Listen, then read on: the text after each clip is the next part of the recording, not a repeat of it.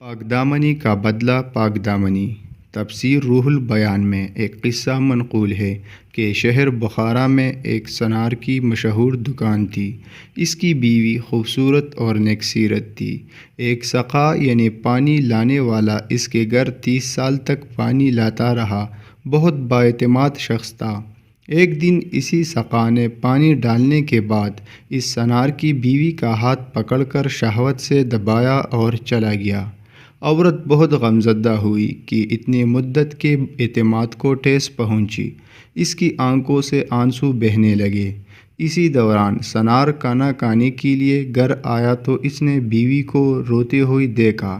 پوچھنے پر صورتحال کی خبر ہوئی تو سنار کی آنکھوں میں آنسو آ گئے۔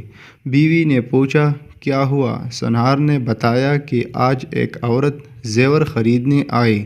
جب میں اسے زیور دینے لگا تو اس کا خوبصورت ہاتھ مجھے پسند آیا۔ میں نے اس اجنبیہ کے ہاتھ کو شہوت کے ساتھ دبایا۔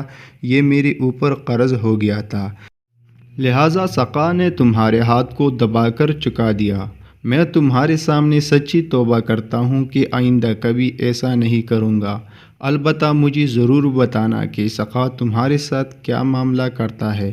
دوسری دن سقا پانی ڈالنے کے لیے آیا تو اس نے سنار کی بیوی سے کہا کہ میں بہت شرمندہ ہوں، کل مجھے شیطان نے ورغلا کر برا کام کروا دیا۔